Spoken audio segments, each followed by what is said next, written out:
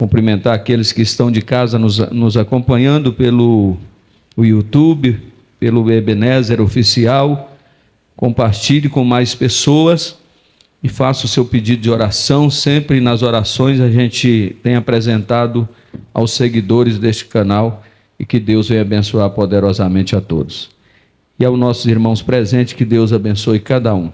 Mateus capítulo 24 diz assim: E quando Jesus ia saindo do templo, aproximaram-se dele os seus discípulos para lhe mostrarem a estrutura do templo.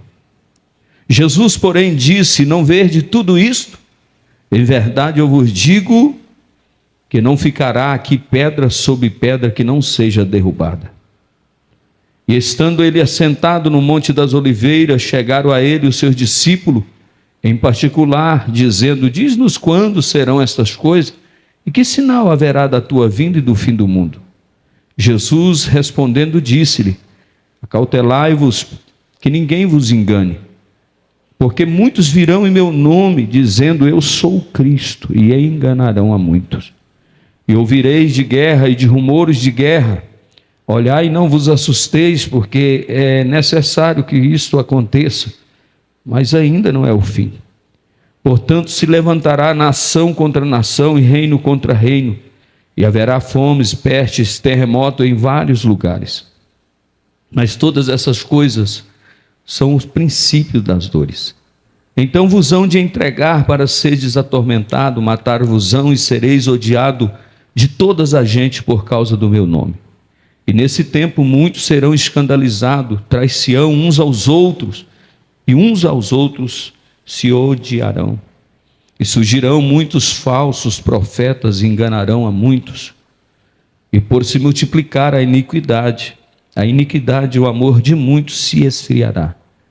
Mas aquele que perseverar até o fim, este então será salvo.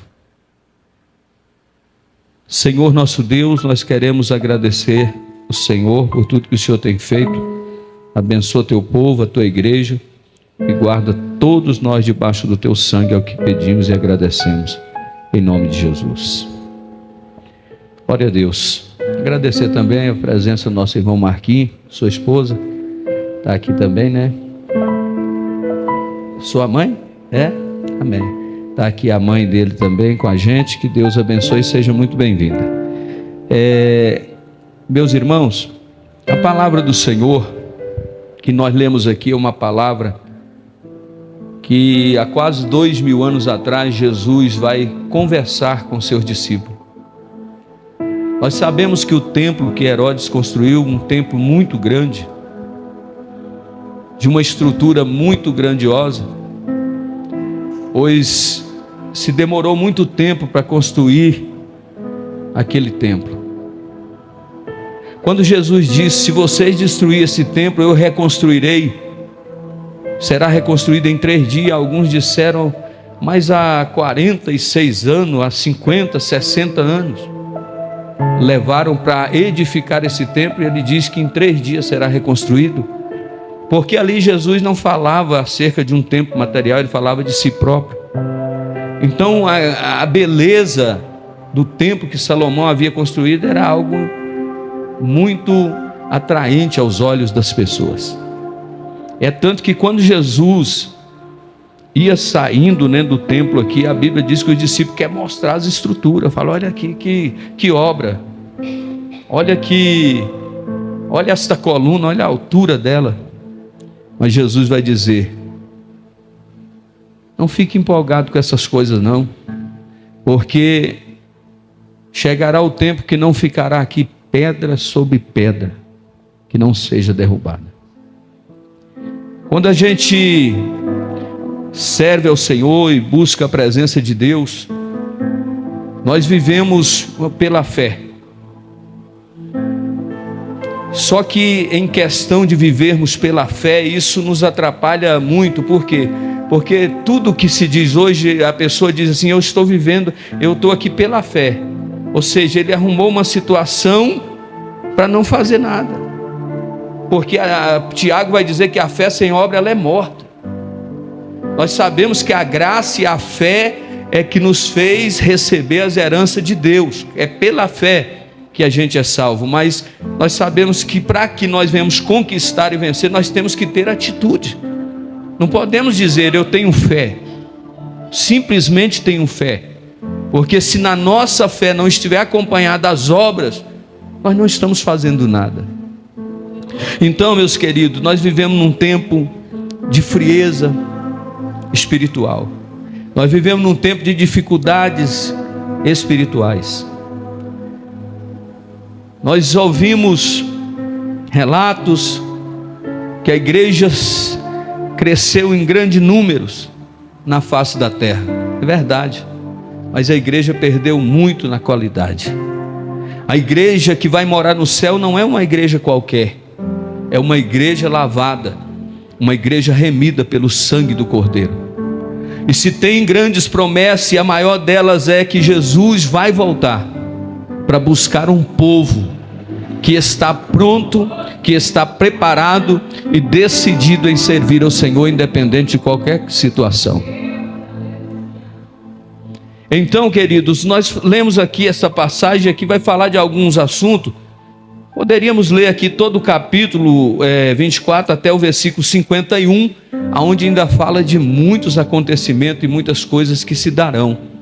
Mas vamos ficar só até nesse versículo. No decorrer da mensagem a gente pega mais alguns versículos desse capítulo aqui também.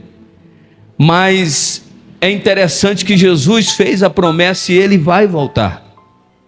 Agora é certo que o dia e nem a hora ninguém sabe. Temos a perspectiva, temos uma base que Jesus pode voltar a qualquer momento. Por quê? Por causa daquilo que está acontecendo. Então é como se fosse um termômetro que está medindo e nos mostrando: olha, o fim está perto, o arrebatamento está próximo de acontecer. E aí nós lemos aqui alguns versículos e nós sabemos que Jesus está voltando. Mas Jesus falou acerca de alguns sinais aqui. Se lermos o capítulo inteiro, vamos ver vários sinais. E aqui Jesus fala de falsos Cristo ou falsos profetas. A Bíblia diz: se alguém disser aqui está o Cristo ou ali está o Cristo, nós não devemos nos comover com isso. Por quê? Porque não será assim que Cristo se manifestará. Henri Cristo, o Cristo está ali, o Cristo está ali. E no decorrer dos anos depois que Jesus morreu, se apresentaram muitos Cristos, muitos falsos profetas, dizendo estar profetizando em nome do Senhor e não estão. Então vamos vigiar, vamos tomar cuidado, não devemos acreditar nessas coisas, porque quando Jesus vier, vai ser diferente, porque todos verão em sua glória. A volta de Jesus não vai ser nada escondido, nada em oculto, porque a Bíblia diz que a trombeta soará, e aqueles que morreram ressuscitarão primeiro, depois nós os vivos seremos arrebatados, tomado com força, como você põe um imã, e o imã puxa aquele metal de uma rapidez tão grande, quando você vê já colou lá em cima. Assim será a vinda de nosso Senhor e Salvador Jesus Cristo. Então não se engane com conversas fiadas, porque uma coisa é certa: se alguém diz ser profeta, mas ele contradiz as escrituras sagradas, este não é profeta. Não creia. Se alguém pode fazer até fogo descer do céu, mas se ele não está embasado nas escrituras, esse alguém não é de Deus. Hoje é um perigo total isso aqui, porque o povo gosta dos sinais. O povo gosta de andar aonde se apresenta ou aparece alguma coisa. O povo vive um momento, igreja, de insatisfação da palavra. A palavra não é suficiente para encher o coração da igreja e saciá-la. E se tem uma das profecias verdadeiras na face da terra, se chama Palavra de Deus. Então não se iluda com muitas coisas. O que Deus tem para fazer, Ele faz. O que Deus tem para nos entregar, Ele entrega. O que Deus tem para derramar sobre as nossas vidas, ninguém vai impedir que Ele derrame as nossas vitórias, as nossas bênçãos. Então você não precisa ficar preocupado correndo de um lado para o outro. Você que me assiste, talvez vive uma vida sem estabilidade, uma hora está aqui, uma hora está ali. Não foi para isso que Deus te chamou. Tenha firmeza, tenha base bíblica, tenha raízes firmadas na rocha que se chama Jesus Cristo, e tu verás que a bênção e as promessas de Deus cumprirão na sua e na minha vida. Então não acredita em falsos profetas, falsos Cristo. Então Jesus vai continuar dizendo, e Ele vai dizer: olha, tomem cuidado, preste atenção, porque haverá guerras, desastres naturais. Meus irmãos, nós temos visto isso. Nação se levantar contra nação e reino contra reino. A guerra está acontecendo desde o início de todas as coisas. Ela aconteceu. E principalmente na região da Palestina, ela nunca parou. Então o mundo sempre viveu em fases de guerra. E Jesus disse: vocês vão ver falar de muita guerra, rumores de guerra, nações contra nação, reino contra reino. Haverá grandes terremotos. Quantos terremotos têm acontecido e devastado cidades, matado e ceifado vidas? Aí a Bíblia vai dizendo fome em vários lugares. Alguém pode dizer que o Brasil saiu do mapa da fome aonde? Porque só quem sabe o que é fome é quem está passando ela. E tem muita gente desprovida, tem muita gente que não tem o que comer, não tem o que beber. Mas isso é a palavra de Deus, aquilo que Jesus falou. Como é poderoso o nosso Mestre, como é grandioso o nosso Jesus.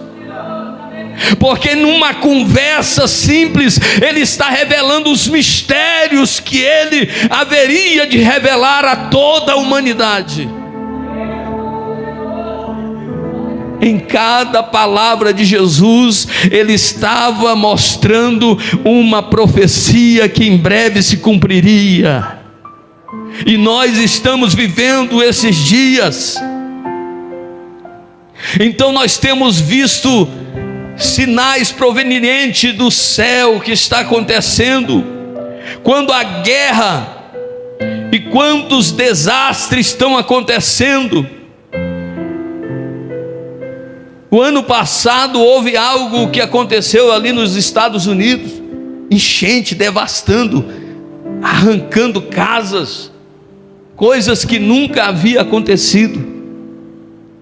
A natureza está gemendo, a natureza está ouvindo a voz daquele que é todo poderoso e tem domínio sobre todas as coisas. Mas se nós falarmos de vários maremotos que acontecem, invadem cidade, destroem famílias e pessoas, devastam cidades inteiras, como no Haiti. Quantas pessoas até hoje estão marcadas pelos desastres naturais que estão acontecendo? E olhando a palavra, a gente vai percebendo que aqui mesmo no nosso Brasil, tudo está mudado, está diferente. Aí em Minas Gerais, o que está acontecendo esse ano? Um calorão aqui, pouca chuva aqui, mas aí em Minas Gerais são ruas, casas sendo destruídas. Por que não lembrar do Rio Grande do Sul, aonde se mobiliza grandes partes do Brasil e até mesmo de fora dele para ajudar, e pessoas foram marcadas por desastres. Irmãos, Talvez alguém olhe e diz: isso aí é normal. Não é. Jesus vai voltar. Tem muita gente preocupada com muitas coisas. Tem muita gente se apegando a coisas que não têm valor, e estão deixando de lado aquilo que é mais importante, que é a nossa salvação. Vamos cuidar da nossa vida com Deus, vamos apegar mais na presença do Senhor, porque aqui também, veja bem, bem aí no Tocantins, está acontecendo, águas estão invadindo, chuvas que eram para chover em um mês, segundo a meteorologia, estão chovendo em um dia. Aquilo que ia chover milímetros para um mês está acontecendo em um dia. E o que é que está acontecendo? E alguém não consegue explicar e começa a perguntar: que calor é esse? Agora nós estamos diante de um Deus tão poderoso e tão grande, que Ele é perito em projetar as coisas, em fazer as coisas. Porque imagine se o sol estivesse 3 metros a mais, nós todos morreríamos de câncer de pele, com certeza. Mas Deus, Ele é tão exato que Ele põe tudo na medida. Ainda que alguns vão dizendo: mas que calor é esse? Isso não é nada, irmão. Porque a Bíblia está dizendo que não ficará nem raiz e nem ramo. Um dia essa terra passará por um processo terrível e doloroso. A Bíblia diz que muitos que hoje desprezam a palavra, muitos que hoje viram as costas para a palavra, naquele dia correrão de um lado para o outro em busca desta palavra e não a encontrarão. Terão fome e sede, não de pão, não de água, mas de ouvir a palavra de Deus, como disse Amós 8, versículo 11. É tempo da igreja acordar, é tempo da igreja voltar à sua essência. Não dá tempo de ficar projetando muitas coisas, mas se apegue em Deus. Então nós percebemos que desastres, fomes e vários tipos de coisas têm acontecido. Isso mostra que Jesus está mais perto do que muitos estão imaginando. A perseguição aos cristãos é algo interessante isso aqui, por quê? Porque cristãos são perseguidos ainda na atualidade de hoje. Países comunistas como a Coreia, a China, a África, países da África agora estão queimando cristão, estão incendiando igreja, matando e decapitando todos. Milhares de missionários nesse momento que eu prego aqui estão morrendo, apedrejados, degolados. Só que isso os jornais não noticiam. Só que esse tipo de assunto não dá ibope para eles. Então é algo natural, vai acontecendo e ninguém fala nada. Por quê? Porque hoje o homem iníquo, o homem perverso age com as suas injustiças. Mas naquele dia, os que se acham grandes, os que se acham poderosos, os que acham que não tem necessidade de Deus e de ninguém, irão ter que prestar conta diante do Senhor. Porque a Bíblia diz que todo joelho dobrará e toda língua confessará que Jesus Cristo é o único Senhor e não há outro como o nosso Deus. A perseguição está acontecendo, milhares de cristãos estão morrendo. Nós temos percebido, meus irmãos, países como Iraque, Irã, são países que não dá estia para algumas situações, se não obedece à regra deles, essa pessoa então vai morrer. Esses países, eles são fechados. Para você mandar um zap, que nem é feito no Brasil, você não pode. Primeiro você encaminha para a central deles, eles vão analisar a mensagem, e se ela for favorável ao país, às leis deles, ela vai ser encaminhada. Caso contrário, ela retorna para o seu celular, dizendo: essa mensagem não pode ser enviada. Estamos vivendo o fim, e as coisas estão se afunilando, e cada dia que passar vai acontecer muito mais. E não espere melhora nessas situações, porque através de todas essas coisas, a Bíblia vai falar sobre o aumento da maldade. Devido ao aumento da maldade, o amor de muitos se esfriará. O amor se esfriou. Não há mais amor. Então a Bíblia vai dizer: mas aquele que perseverar até o fim, esse será salvo. É momentos, a natureza humana, nós não adianta pensar que vai melhorar, porque não vai. A tendência da natureza humana depravada, corrompida, é cada dia mais e mais se corromper. Não tem como retrocesso para muita gente, porque a Bíblia diz que o príncipe deste século cegou o entendimento dos homens, para que eles não vejam a glória de Deus. Deus está operando, Deus está agindo, trabalhando, mas para eles tudo está normal. Eles estão anestesiados nos seus delitos de pecados. Eles estão neutralizados por causa da vida que estão levando. Eles não sentem nada, é como um leproso. Porque a lepra é tão terrível que quando ela está num estágio avançado, o leproso, você pode pegar e furar o dedo de um lado para o outro, ele não sente nada. Você pode colocar ele e aproximar de um fogo quente, ele não sente nada. Por quê? Porque a pele da gente é que identifica até onde a gente pode ir. Quando você se aproxima do fogo, você retorna. Mas o leproso, ele se torna insensível. Pode cortar os dedos, ele não vai sentir nada. É isso que está acontecendo com essa geração perversa.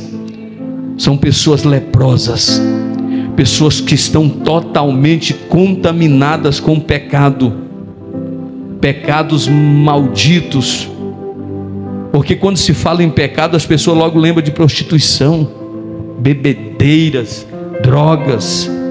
Mas existem pecados terríveis de esfriamento da fé, pecados de desrespeito àquilo que é de Deus, pecados que estão sendo cometidos todos os dias, como se nada estivesse acontecendo e que tudo estivesse normal. Então Jesus disse que haveria esfriamento.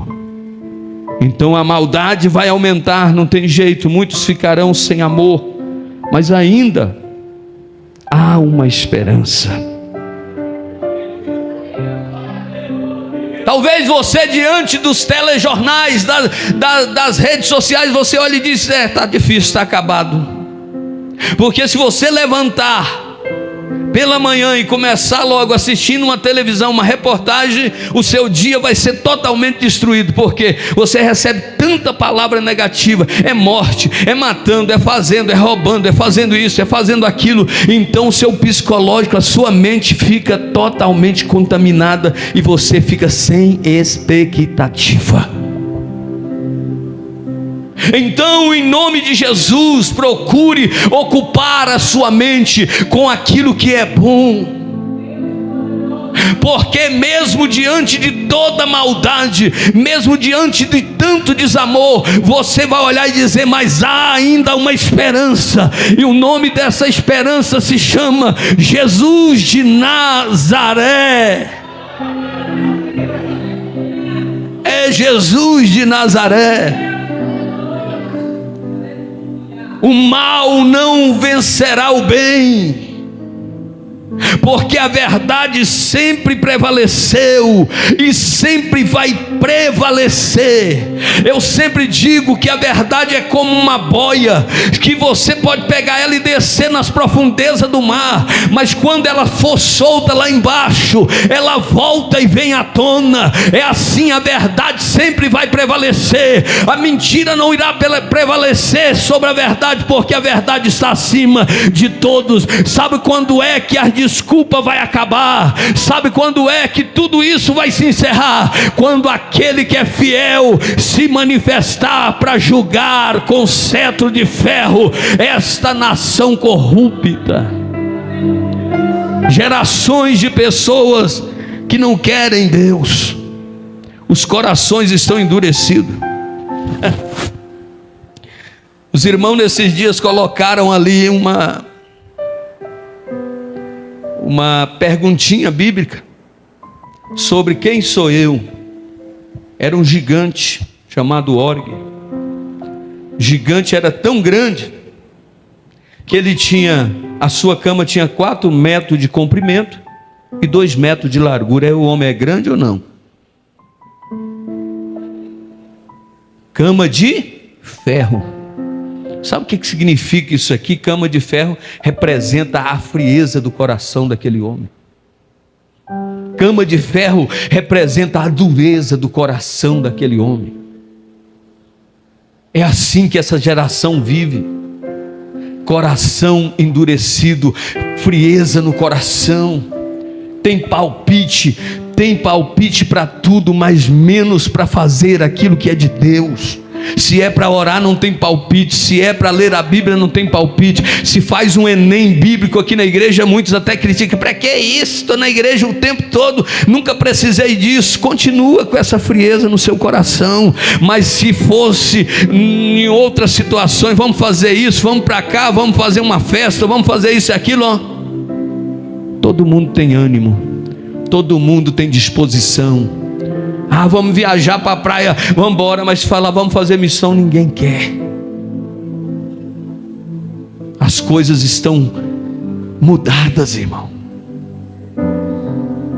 A geração que saiu do Egito era uma, a geração que entrou em Canaã era outra. Agora cada geração vai ficando pior do que a outra, até chegar ao ponto que se distanciam de Deus. Imagina que no tempo de seu avô era bem diferente e a presença de Deus era notória, porque seu avô era melhor do que seu pai, o seu pai é melhor do que você ou eu, e os nossos filhos, o que vai ser? Porque não se instrui mais, não se ensina mais os princípios. Ensina o que? O filho chega dentro da igreja, põe um celular na mão dele que ele não vai bagunçar no culto, e o filho está perdido em Pokémon, Pocahontas, todo tipo de porcaria que não presta. Aí chega em casa, coloca o filho lá, não para arrumar a casa, mas tem que ser isso, tem que ser aquilo. Não tem coragem de dizer: pega a Bíblia, lê um versículo, vai orar, vai fazer um momento com Deus. Não existe mais essas coisas, e cada geração que se passa vai se enfraquecendo mais. Aí alguém diz assim: essa é a geração do avivamento. Aonde? Esta é a geração fraca.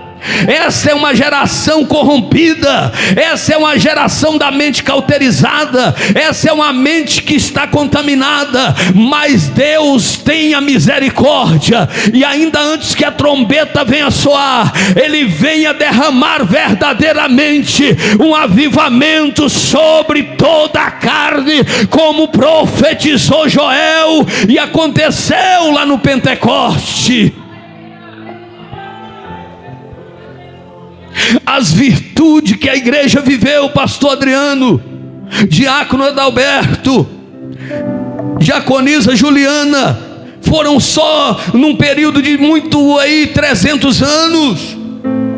Daí para cá a igreja foi perdendo a sua essência, foi perdendo o amor por aquilo que é de Deus. Agora imagina o seguinte: lá no passado a Bíblia diz que eles eram colocados para ser mortos, e eram mortos porque continuavam glorificando a Deus. Agora deixa hoje dizer assim: você vai morrer ou vai negar? Irmão, a gente vai bater o pé e correr. Você morreria por amor a Cristo? Às vezes no momento de empolgação, de estar num culto, mas na hora da provação é que vai ver qual é a qualidade que essa igreja tem. Porque como um pastor disse, uma vez entraram na igreja, ele combinou, os irmãos dizendo que estava com muita fé, cheio do Espírito Santo: irmão, você e o pastor pregou, você não nega Jesus de jeito nenhum. E a igreja assim cheia, de repente combinou com as pessoas e entraram na igreja armado, e o povo encapuzado entrou, falou: aqui vai morrer todo mundo, e as armas armadas aqui. Aí disse assim: olha, quem não quiser morrer, sai, porque quem for crente vai morrer. Menino,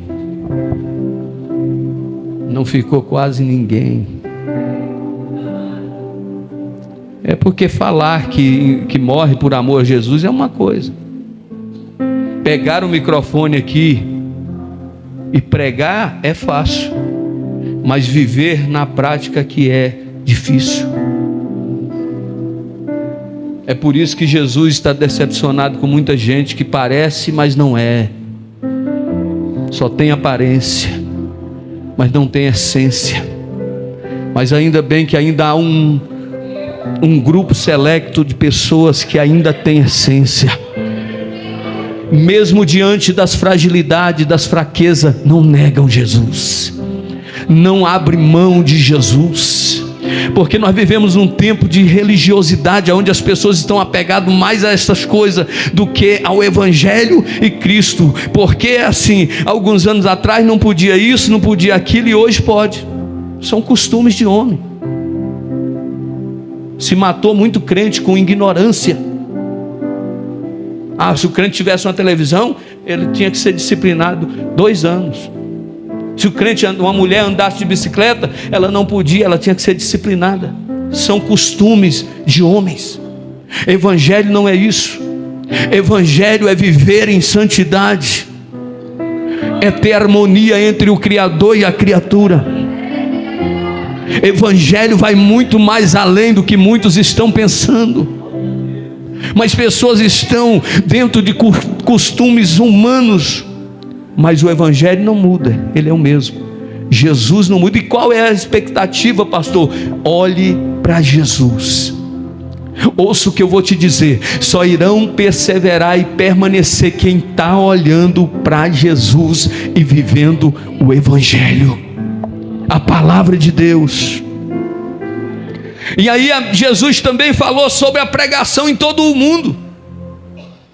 É bem certo que o Evangelho será pregado, no versículo 14 que lemos, por testemunho de todas as nações, então virá o fim.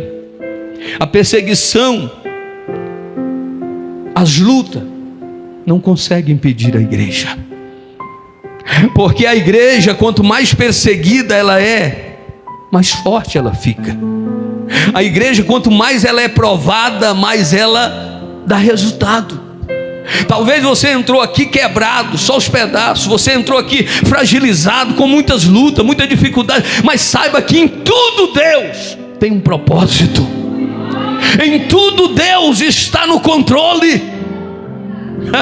Quantas vezes Israel era arrancado do meio da idolatria, era arrancado do meio da idolatria, quando estavam longe de Deus, eram cativos e ficavam como escravos, mas quando voltavam, ficavam nos pés do Senhor de novo, e cada vez eles voltavam mais fortes. Nós precisamos entender que esse Evangelho está sendo pregado, mas muitos têm tentado nos impedir.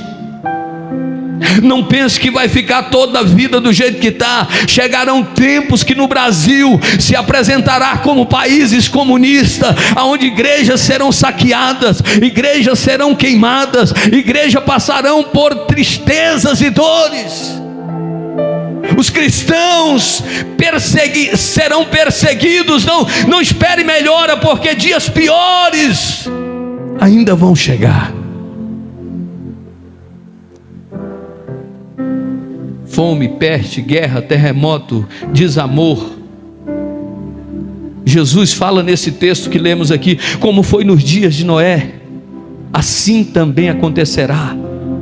Porque se casava, se dava em casamento. Noé chega ali e diz que Deus o chamou. Deus chamou Noé, 120 anos construindo uma arca. Falava para as pessoas zombavam dele. Porque naquele tempo, irmão, não caía a chuva do céu, mas era um vapor que regava a terra.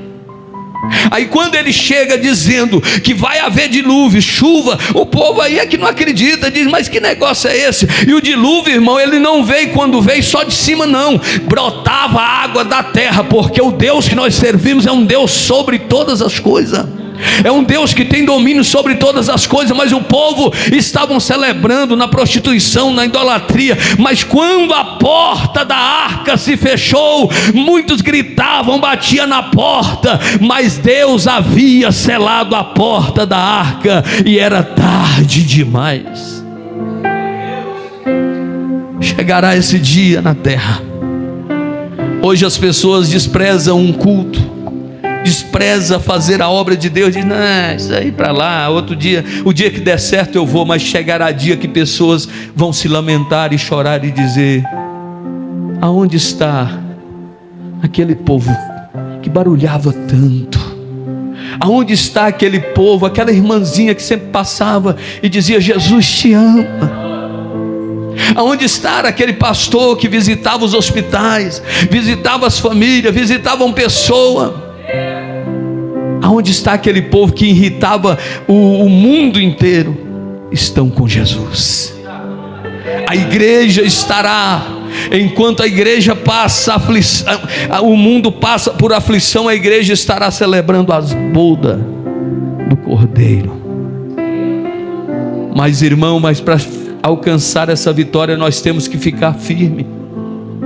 Nós temos que ficar plantados na palavra do Senhor. As coisas estão mudadas, os valores estão invertidos. O que será destas nações? No texto que lemos aqui mais à frente vai dizer que se aqueles dias não fossem abreviados, nenhuma carne se salvaria. Mas por causa dos escolhidos, a igreja é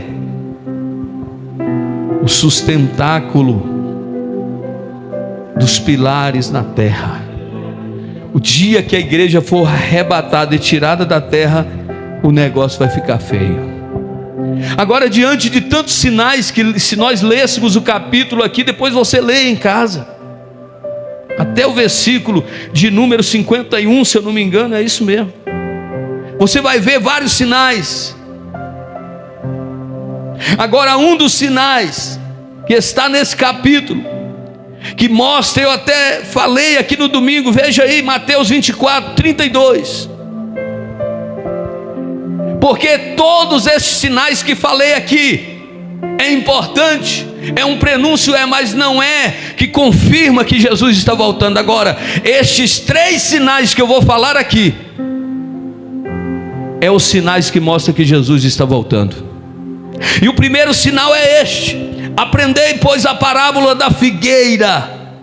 Quando já os seus ramos se tornam ternos e brotam as folhas, sabei que está próximo o verão. Aqui é um sinal que Jesus estaria próximo de voltar para buscar a tua igreja. Esse é um sinal profético de Deus. Por quê? Porque quando a Bíblia fala de figueira, ele fala de um símbolo chamado Israel.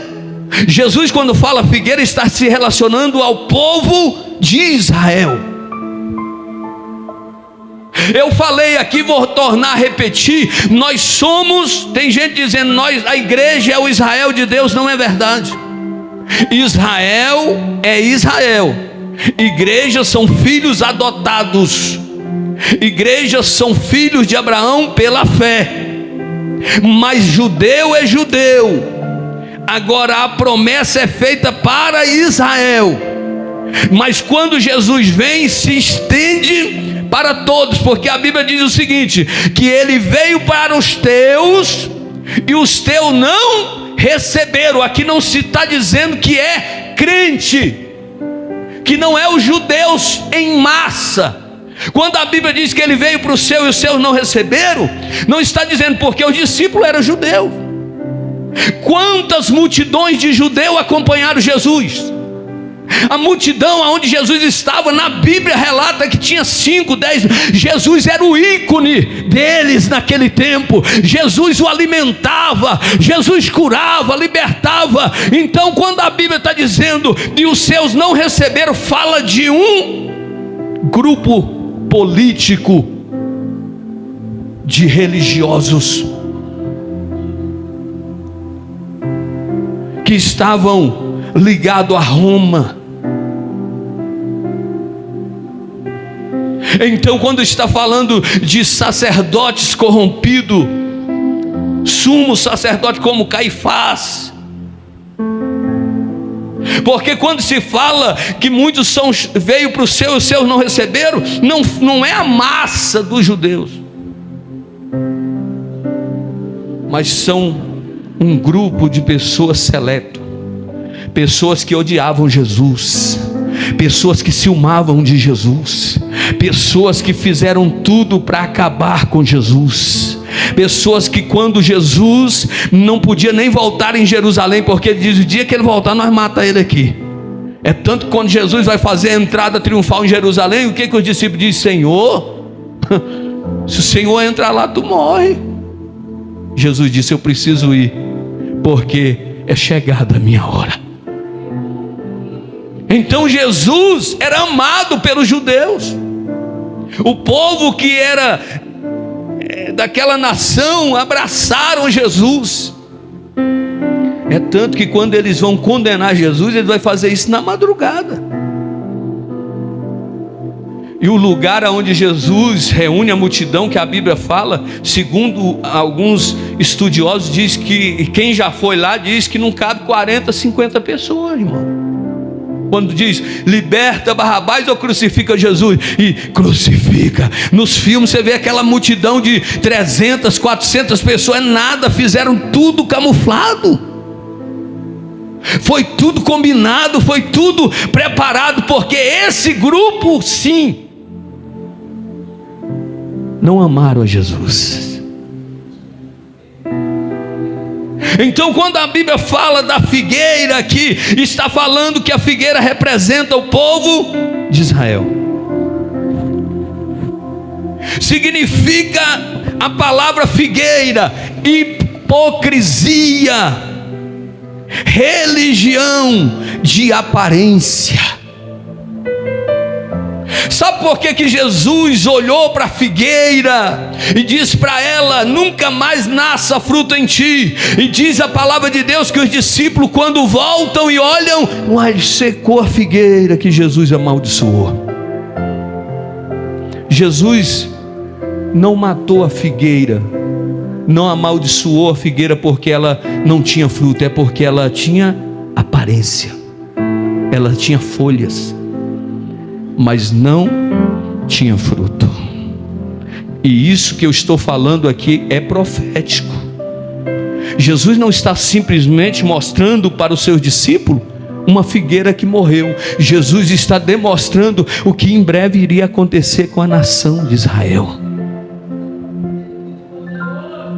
Então coloca no teu coração, entenda, esse é um sinal. A figueira Aprendei, pois, essa parábola da figueira: quando já os seus ramos se tornam tenros e brotam as folhas, sabei que está próximo o verão. Aqui Jesus está dizendo: quando acontecer isso, eu estou às portas.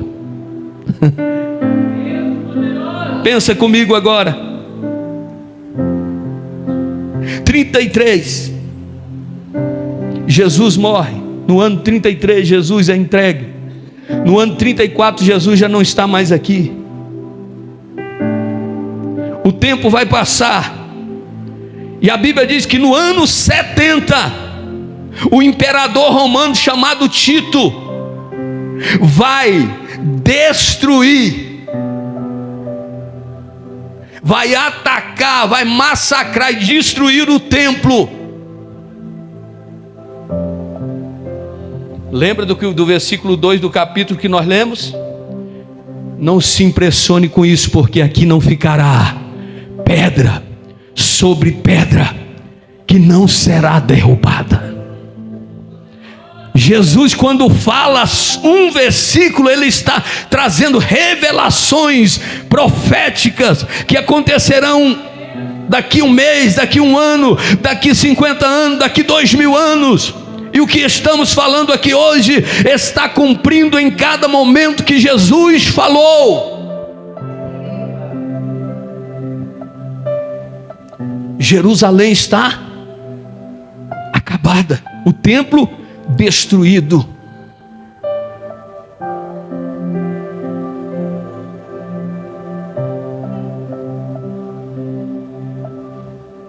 Sabe quantas vezes ficaram-se ali os entulhos, mas o povo judeu ainda adorava sobre os entulhos. O povo ainda adorava sobre os entulhos, porque isso é fé, isso é convicção. Nós não precisamos, como a samaritana, dizem que tem que adorar no templo, outro no monte. Jesus diz: chegarão horas e dias que os meus adoradores me adorarão em espírito e em verdade. Chegará momentos que não vai haver um templo com um ar condicionado ligado, não haverá um templo, uma cadeira para se sentar. Chegará tempo que tem que adorar aonde estiver, porque quando a perseguição chegar, a Bíblia diz: quem está no campo não retorne, quem está no telhado não desça. Ai das grávidas naquele dia. 2 estarão na cama, meu irmão, 2 no moinho, um será levado, outro deixado. Então te prepara para adorar no monturo, prepara para adorar nas cavernas, prepara para adorar nos matos, prepara para adorar onde ninguém vai olhar e ninguém vai te ver. Hoje eu estou falando aqui, talvez até motivado, numa igreja até bonita, bem arrumada, um som bom, pessoas assistindo do outro lado pelo Instagram, pelo YouTube, você aqui como auditório, mas chegará dias difíceis. Crente ruim, te prepara. Vivemos num tempo de vagabundos espirituais, pessoas descomprometidas, pessoas que não querem saber de mais nada que se fale a respeito de Deus, se criaram comichões nos ouvidos, e quando se está pregando a palavra, as pessoas não querem mais ouvir, mas só quer ouvir aquilo que favorece a ele. E quando a palavra é dura, ele diz assim: ah, a irmãzinha hoje não está aqui, era para ela. Meu Deus do céu, é para mim e para você, porque Deus não fala aleatoriamente com ninguém que não está presente. Deus não fala com quem não veio, Deus está falando com o povo que está aqui. Deus está falando com quem está aqui, com quem está aí através do canal. Deus fala com quem está ouvindo. Destruiu. Versículo 2 do capítulo 24 está cumprido. A grande estrutura virou ruína. Agora deixa eu te falar uma coisa. A vida não para. Sabe o que acontece? No ano de 135 depois de Cristo, vai acontecer uma coisa aqui. A revolta de um homem militar chamado de Bar Koba. Está na história. Depois você veja isso. Um homem chamado Bar Koba, um judeu militar. E esse Bar Koba aqui, ele quer ser o próprio Cristo. Porque até hoje os judeus, eles acreditam que Jesus veio. Não tem como negar isso. Jesus viveu entre eles e operou tantas maravilhas. Mas eles ainda aguardam o Messias. Porque o Messias que o povo aguarda é um Messias que vem num cavalo branco. Não vem entrando em Jerusalém no jumento. O Messias que eles aguardam não é um Messias que muitas das vezes é confrontado e não diz nada. É um que reage. É um que entra no cavalo branco.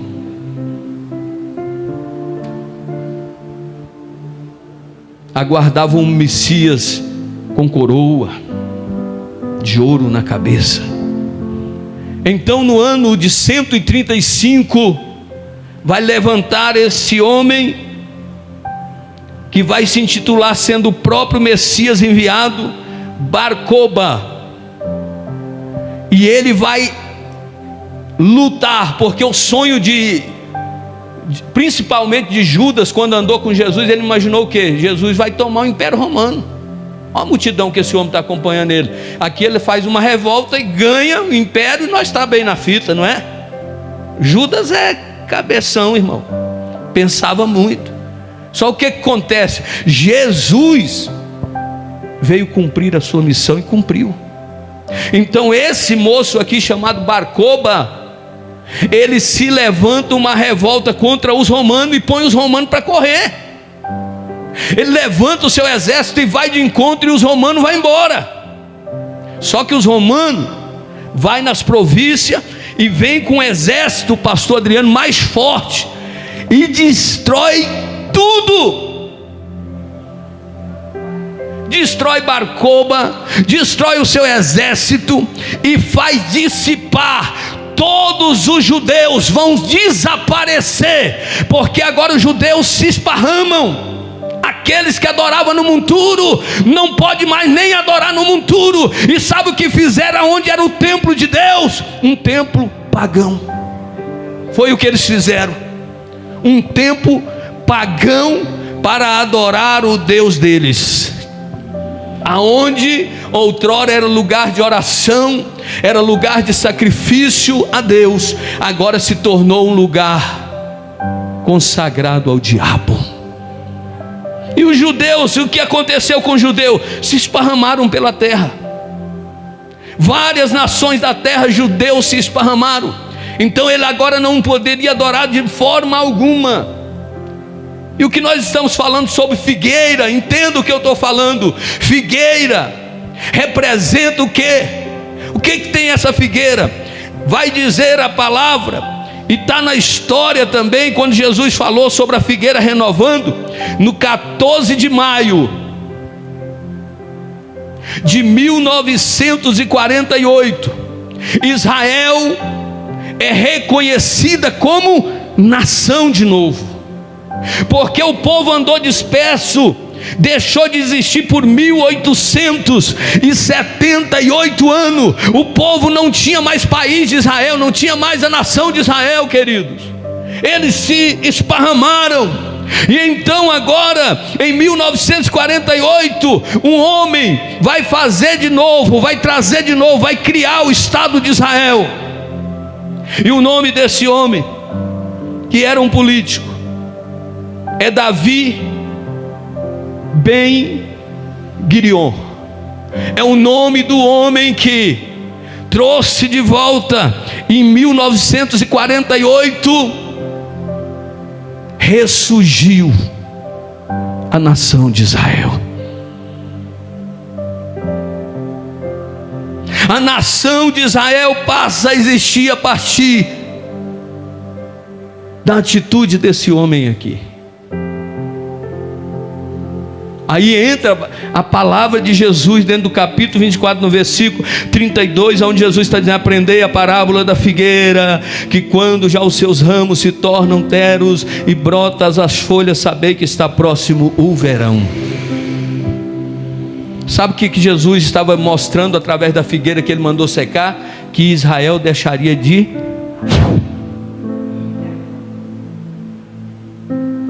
existir. Aí ele diz: mas vai brotar de novo. Fica tranquilo, porque eu estou no controle da situação. Aí vai reconstruir. Agora o povo já não está mais sem um lugar, já tem uma nação reconhecida, se torna nação a Israel. E todos os judeus de várias partes do mundo vai se aglomerando, vai se reunindo, vai se achegando. Agora, meus queridos e amados irmãos, é bom a gente entender isso aqui. Leia Ezequiel capítulo 37, do 21 e o 22. É a palavra, irmão. Porque a pregação do vale de ossos secos não é só, ali está falando de um povo que morreu, de um povo que estava morto. Foram 1878 anos sem existir nada ali. Diz-lhe, pois, assim o Senhor Deus: eis que tomarei os filhos de Israel dentre o gentio para onde eles foram, e os congregarei de todas as partes, e levarei a sua terra, e deles farei uma. Não tem ninguém comigo nessa noite. E deles farei uma.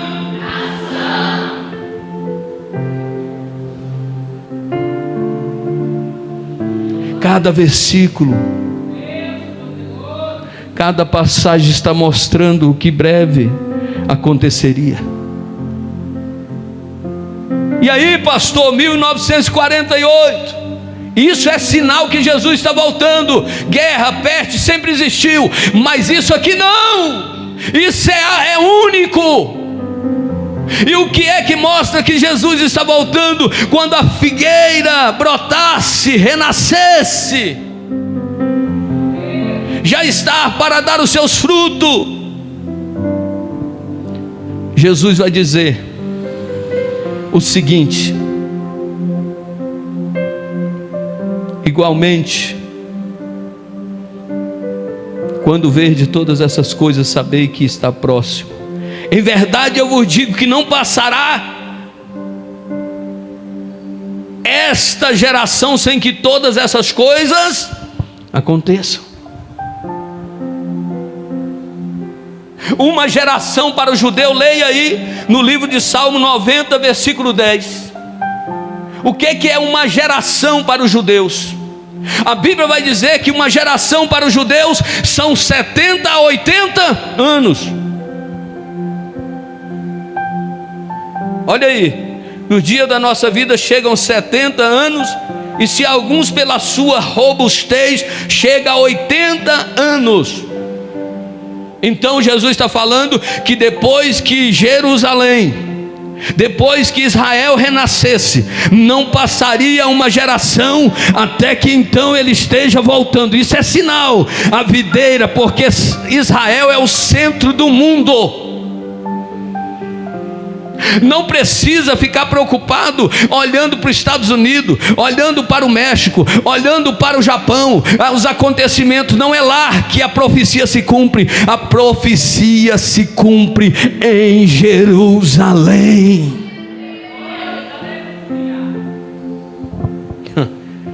Então, se a figueira é um dos sinais, se nós fizer a conta de 1948 para 2026, nós estamos em 2026, vai dar o que? 78 anos.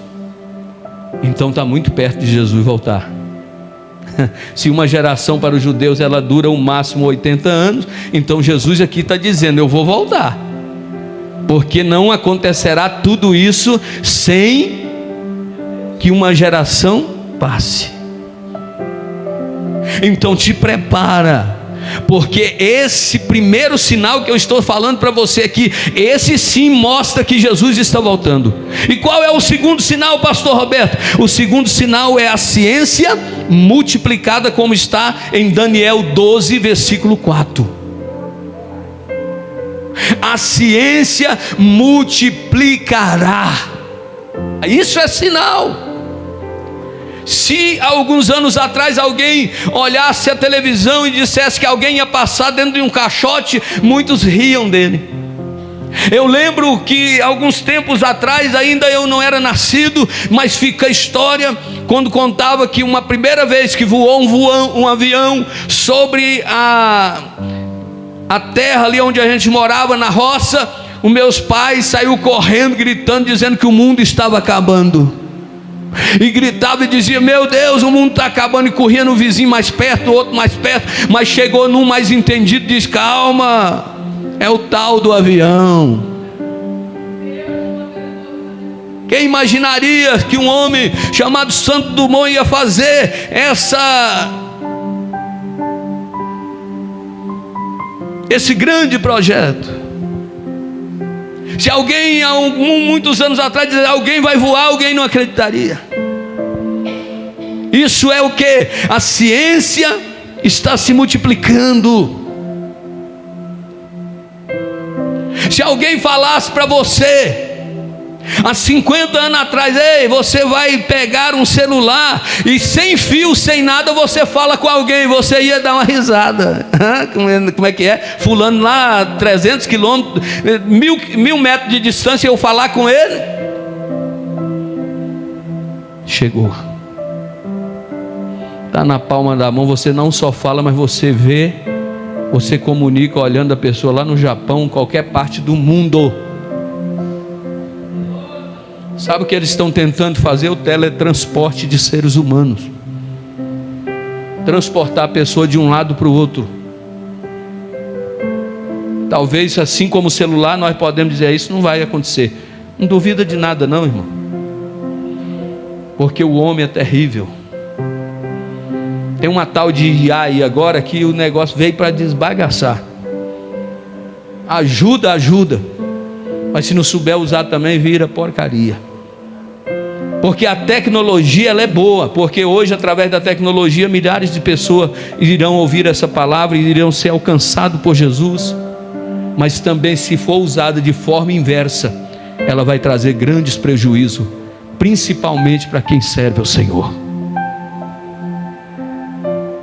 Se alguém falasse de médicos, antigamente a pessoa morria à míngua, porque não tinha médico, não tinha transporte. A pessoa tinha uma úlcera, morria com aquela úlcera se Deus não curasse. Hoje não, a pessoa às vezes está com o coração parando, a pessoa vai lá, a tecnologia, a ciência é multiplicada, e a pessoa, sem mesmo abrir a pessoa insere pela veia da pessoa, vai lá, desentope a veia, coloca ali um estende, e daqui um pouco a pessoa vive e do coração não morre. Ciência multiplicada. A tecnologia deixa as pessoas de boca aberta. Para nós aqui ela é retardada, mas lá nos Estados Unidos, no Japão, quando chega aqui, para nós lá já está velho para eles, ó. Esse negócio de QR Code, já existia 20 anos lá, e nós aqui, ó. Aí agora todo mundo passar no QR Code. Ai. Já tem coisa nova por lá, irmão. Tem coisa muito mais evoluída. Isso é o que? A ciência multiplicada. E Daniel falou sobre isso aí, olha aí. E Daniel encerra essas palavras e sela este livro até o fim dos tempos, porque muitos correrão de uma parte para outra, e o conhecimento se multiplicará.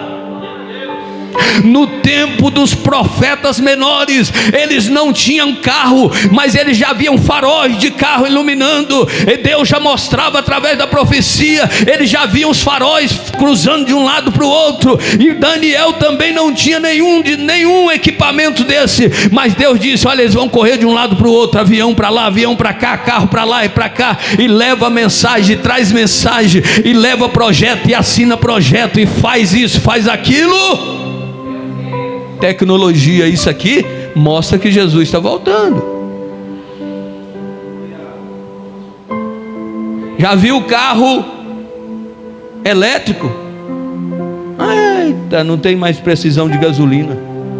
Agora sabe o que é que eles estão organizando? Para logo começar a entrar aí o carro voador. O carro é assim, é igual um drone, ele sobe, aí vai ter a trajetória, ele... aí vai desentupir um pouco o trânsito, porque os carros vão correr a maioria por cima. Tecnologia. Carro que nos Estados Unidos, eu creio que já no Brasil já tem, carro que estaciona só, leva menino para a escola, não tem motorista, irmão, a pessoa senta lá, Uber, está andando sozinho, traz, leva no mercado, traz de volta, leva na escola, e não tem acidente, não tem nada. Isso é o que? Tecnologia. Carros hoje que tem no Brasil, que a pessoa, se ele cochilar, o carro avisa que ele está cochilando, e se ele se aproximar de um carro, ele freia só. Ele freia, ele não permite a colisão, porque isso é tecnologia. Na medicina se estudam tantas coisas, está tão evoluída a medicina, que agora eles estão projetando chip no corpo da pessoa, e esse chip vai liberar para o corpo dessa pessoa, segundo a necessidade que ela tem, um medicamento. Agora eles querem implantar um no cérebro, que vai controlar essa questão de glicose, pressão. Conforme a pessoa vai arruinando, ele vai liberando o que precisa, o que está faltando no corpo da pessoa. Mas o que é isso? Tecnologia avançada. É tempo da igreja acordar. Falamos de 2 sinais. O primeiro, a nação de Israel ressurgindo. Segundo, a ciência multiplicada. Mas ainda tem um, que esse é essencial. Qual que é ele? A reconstrução do templo. O templo que está em Jerusalém, ele será reconstruído.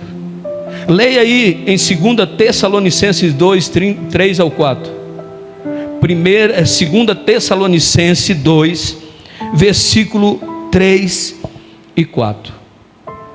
Se nós olharmos na Bíblia, Daniel também, que quando você se fala de escatologia, você precisa pegar um pouco aqui, um pouco ali, para você chegar a uma conclusão determinada. Então escatologia é algo mais aprofundado, um estudo mais sensível, e são poucas pessoas que se atrevem a falar sobre escatologia, porque na escatologia, nos livros escatológicos, tem coisa simbólica e literal, entende? Então tem coisas ali que não são verdadeiras, são só símbolos, mas tem coisas que são reais. Olha aí, ninguém de maneira alguma vos engane, porque não será assim, sem que antes venha a apostasia e se manifeste o homem do pecado, o filho da perdição, o qual se opõe e se levanta contra tudo que se chama Deus, ou se adora, de sorte que se assentará como Deus no templo de Deus, querendo se parecer com quem? Com Deus. Isso aqui é o anticristo, irmão. Quando Paulo está falando sobre o homem iníquo, Paulo está falando sobre o anticristo que já está na face da terra. E o que acontece? A reconstrução do templo, porque o último templo foi construído por Herodes, primeiro por Salomão, depois Zarabombel, o filho de Salatiel, construiu mais um templo pequeno, não tinha muita formosura, né? Subiu um monte, buscou madeira para construir, mas aí o rei Herodes fez um templo invejável, e ele foi destruído dentro da história que nós lemos aqui pelos romanos, e depois o povo dissipado. E agora O templo precisa ser reconstruído. Por quê? Porque enquanto o templo não for reconstruído, esse é um dos sinais fortes demais. Quando você ouvir falar, olha, por quê? Porque tem muitos trabalhos da lei em Israel que está em stand-by, ou seja, está no modo de espera, porque muitas leis dos 313 mandamentos, muitos deles só pode ser realizado com o templo, e lá não tem mais templo. Então os próprios judeus estão sem poder fazer muita coisa, mas já tem ali todo o povo. Agora, sabe o que mais me chama a atenção? Voltando aqui um pouco aqui, o Espírito Santo me fez lembrar uma coisa. Como que pode uma nação viver fora da sua pátria quase 2000 anos e não se apartar da fé?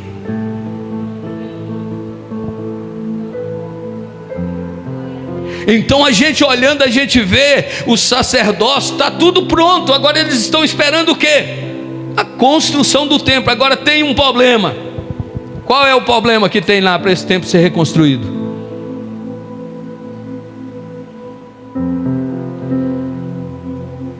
Tem como o irmão pôr aí o domo da rocha?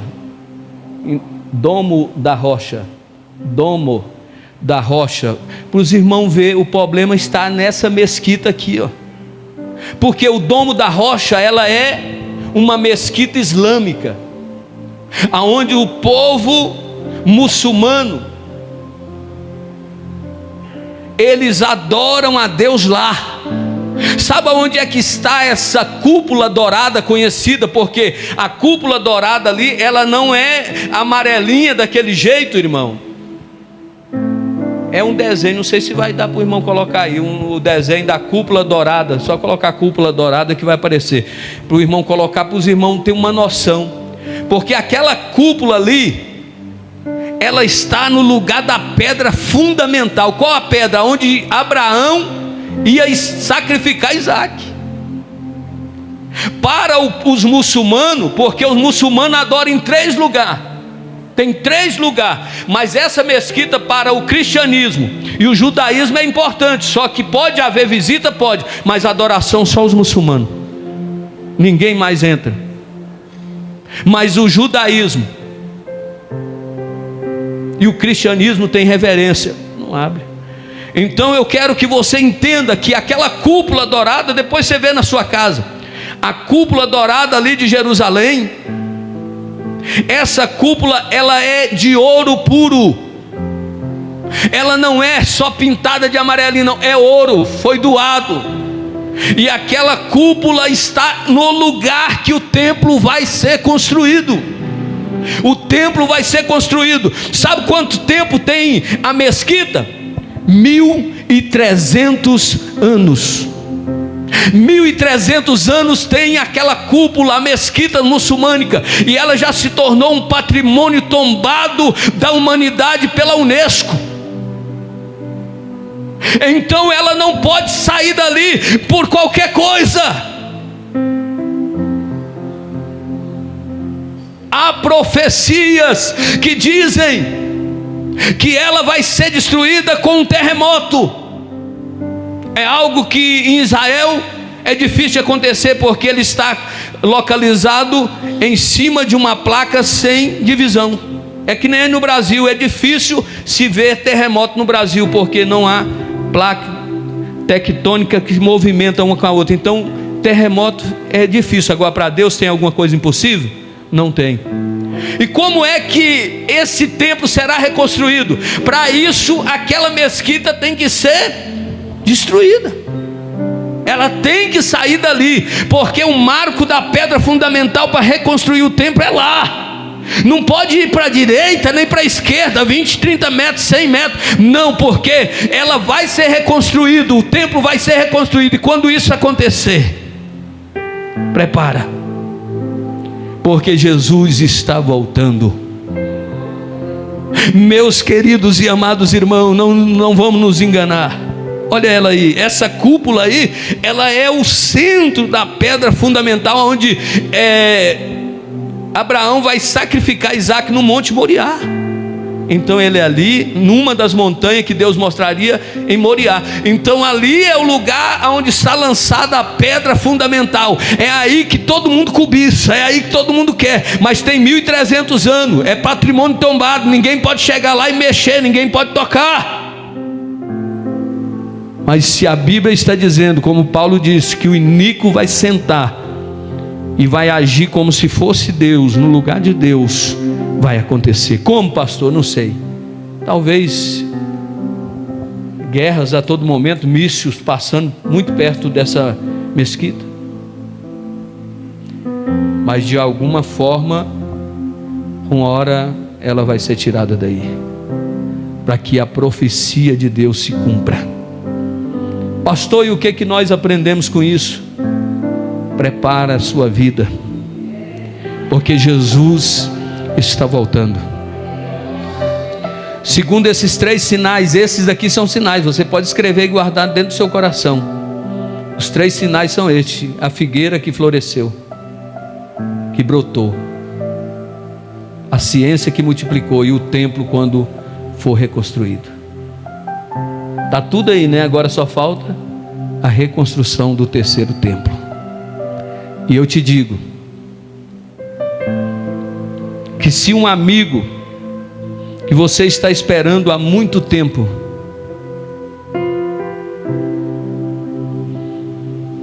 você está esperando esse amigo há muito tempo, e ele diz assim: ei, alô, tudo bem? Você, rapaz, quanto tempo eu estou entrando na sua rua, estou aqui entrando na sua rua. O que você faria? Iria preparar para dormir? Ia sentar e se acomodar? Você ia se preparar para receber o seu amigo que está chegando. Então eu digo para a igreja nessa noite: te prepara. Não se iluda com muitas coisas nessa terra, mas se coloca na presença de Deus e busca a face do Senhor, porque Jesus voltará a qualquer momento para buscar a sua noiva. Fica de pé para a gente orar. Esta é a palavra que Deus nos deu, para que trouxesse ao coração da noiva, da igreja, para que a igreja do Senhor fique mais atenta em despertamento, porque a gente se apega com tantas coisas, irmãos. A gente se envolve com muitas coisinhas sem valor. Não deixa a mágoa tomar conta no seu coração. Perdoe quem te pedir perdão. Ame até mesmo quem não te amar. Não deseje o mal para ninguém. Talvez você seja odiado, mas ame. Talvez você é incompreendido, até mesmo acusado. Continua amando, continua orando, porque Deus, o Senhor Jesus, nos ensinou isso. Jesus, Ele é o próprio amor. Jesus, Ele é a misericórdia. E nessa noite Ele está aqui. Fecha teus olhos. Fala com Deus agora. Jerusalém foi destruída, se esparramaram pela face da terra milhões e milhões de judeus, mas um dia eles retornaram à sua terra, estão lá. A ciência tem se multiplicado e o templo será reconstruído, e então assumirá o governo o iníquo, o anticristo, o maligno, que em tudo ele quer parecer-se com Deus, em tudo ele quer imitar Deus, mas só existe um Deus que se chama Jeová Jireh, que se chama o grande El Shaddai, que se chama Pai das luzes, que se chama o Deus de todos os mistérios, de todos os mistérios. Ele é o mesmo ontem, Ele é o mesmo hoje e será para todo sempre. Senhor meu Deus, fortalece o meu irmão, a minha irmã, essas famílias que nos acompanham de casa agora. Meu Deus, arranca, Pai, tudo aquilo que não presta, aquilo que não vem do Senhor, e mantém o seu povo firme, olhando somente para Ti, porque o Senhor é fiel para cumprir todas as Tuas promessas. E nos leva, Pai, debaixo das Tuas mãos, por onde nós passarmos. Nos conduz, meu Deus, com a Tua graça, com o Teu amor, ainda que os tempos sejam difíceis, ainda que seja em cima dos entulhos. Não nos deixa, meu Deus, mesmo, meu Pai, sendo, meu Deus, esparramados, meu Deus, que nós não venhamos deixar de Te adorar em qualquer que seja a circunstância. Nos dá força e graça para vencer todas as batalhas em nome de Jesus. Amém? A vitória é nossa.